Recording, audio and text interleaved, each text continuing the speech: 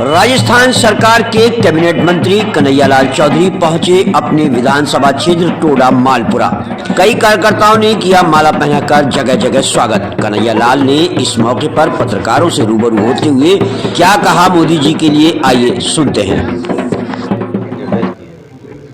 देखो, जिस तरह से देश के प्रधानमंत्री मोदी जी ने विकसित भारत संकल्प यात्रा जो चालू कर रखी है, उस योजनाओं को हम मूल रूप से गरीब तक कैसे पहुंचाए, गरीबों के भला के लिए कैसे पूछा है, ये डायरेक्शन दिया है कि आपने क्या टारगेट अचीव किया, कमियां तो क्यों है, हमारे नीचे के कर्मचारी क्या काम करें नहीं करें, ये मैंने बैठक में रिव्यू किया और सबने ये बताया कि जो टारगेट आप दे रहे हैं हम उसको पूरा करेंगे।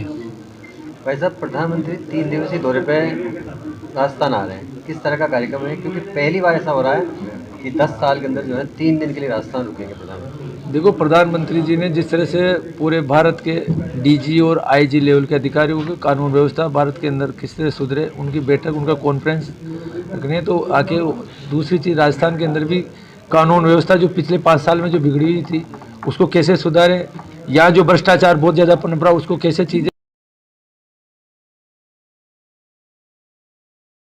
करेंगे, क्योंकि उनसे जितना हम सीखने को मिल सकता है उनसे सीखने के लिए हमें भी ट्रेनिंग देंगे, क्योंकि हम तो एक छोटे से हैं, बाकी उनका जो अनुभव है, जो आज विश्व में पूरा देश उनके अनुभव को जो मानता है, उसको अनुभव का हमें भी फायदा मिलेगा। तो हमारा सौभाग्य कि आज ऐसे प्रधानमंत्री जी आज हमें समय दे रहे हैं, तो बहुत बड़ी भाग्य की बात है। ERCP को लेकर आपने विश्वास दिलाया अपने क्षेत्र के लोगों को कि जो है बांधों का पानी जो है हर गांव तक पहुंचेगा, मतलब हर बंदे के अंदर पहुंचेगा। वहीं जो है 4 लेन का भी जो है आपका एक ड्रीम प्रोजेक्ट है।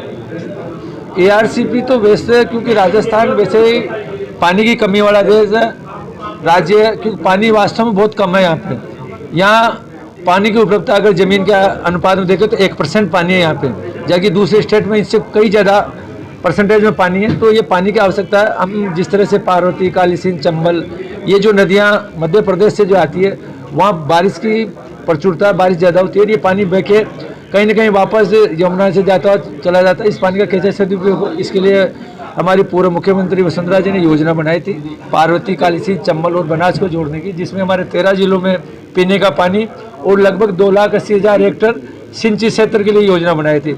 उसमें हमने, क्योंकि मैं खुद भी सिविल इंजीनियर था, मेरे दोस्त थे रवि सोलंकी, हम सब ने मिलकर इसमें काम किया। मैंने टोडी सागर का, क्योंकि एक बहुत बड़ा इशू था, इसमें कई लोगों की जान भी चली गई थी, तो आंदोलन हुआ था बड़ा, तो टोडी सागर में किसी से ओवरफ्लो पानी डले, तो वो योजना डलाई थी। अब पिछले 5 साल से जो पिछली जो सरकार थी, इस पर एक राजनीति करी थी, हमारे देश के प्रधानमंत्री मोदी जी को बदनाम करना चाह रही थी कि वो हमें 90% पैसा नहीं दे रहे हैं, ये दे रहे हैं, एक बहाना था। जबकि उसमें बेसिकली मध्य प्रदेश सरकार और राजस्थान सरकार के अंडरस्टैंडिंग से ये कोई काम होता है, क्योंकि एक नियम बने हुए हैं किस तरह से पानी का सदुपयोग करना है, उसके नियमों का पालन नहीं कर रही थी। अब हमारी सरकार आ गई, मध्य प्रदेश में हमारी सरकार है, राजस्थान में भी हमारी सरकार है, दोनों के जॉइंट सेक्रेटरियों की मीटिंग हो चुकी है और दूसरी मीटिंग के अंदर ये फैसला हो जाएगा। तुरंत ये काम हम चालू करने वाले हैं। दीपावली से साथ ही एक और दीपावली 22 जनवरी को मनाने की आपने बात की, जनता से अपील की है, एक संकल्प ले लिया आपने कि मैं 5,000 लोगों को जो है अयोध्या की यात्रा कराऊंगा। देखो, इससे बड़ा पुण्य क्या होगा?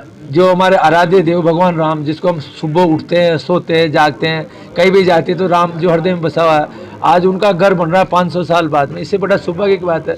हर आदमी जो भगवान के जाएगा, पहले पुराने ज़माने के अंदर हमारे हर घर के अंदर रामायण पाठ होता था, हर आदमी उनके संस्कार लेते थे, और भगवान राम के पद चिन्हों पे उनके थोड़ा बहुत भी अगर 10% में हमें संस्कार आ जाए तो हमारा पुण्य हो जाए साहब। तो ये तो जनता जितने जाएगा इसका पुण्य सभी को मिलना चाहिए। अयोध्या में श्री राम का मंदिर बन गया है।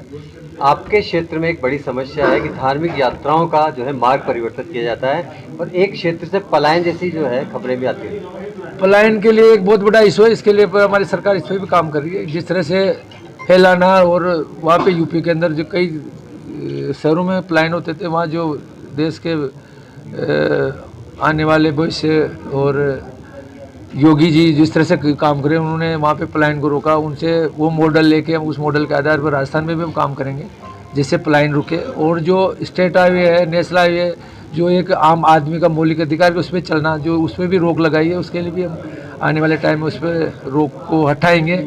और जहाँ से जो आम आदमी जाता है वहाँ से जुलूस भी जाना चाहिए और जाएगा। ये प्रण है कि जाएगा? 100% जाएगा, क्यों नहीं जाएगा? गलत काम थोड़ी करे, जा आदमी जुलूस जाना चाहिए। मंत्री बन गए हैं, अब महकमे की घोषणा बाकी है। देखो, हमारे यशस्वी मुख्यमंत्री जी जो भी हमें जिम्मेदारी देंगे, मोदी जी ने हम पे विश्वास किया, उस जिम्मेदारी पूरी निभाएंगे। कोई सा ही डिपार्टमेंट दे, बाकी उसको ईमानदारी से, और हमारा राजस्थान प्रगति कैसे करे, विकसित कैसे बने, इसके ऊपर हम काम करेंगे। और आम आदमी को, आम किसान को, एक गरीब को उसकी जो फ़ायदा, जो देश के प्रधानमंत्री मोदी जी जो योजना लेके आए उनको कैसे मिले, इस पर हम 100% काम करेंगे। और इतना विश्वास दिलाता हूँ मेरे मालपुरा और टोडा रायसेन के क्षेत्रवासियों की, उन्होंने जो जनप्रतिनिधि बनाए उन योजनाओं में जो भी मंत्री बनेंगे उनमें सबसे ज़्यादा काम करके ईमानदारी से काम करके बताएंगे। धन्यवाद।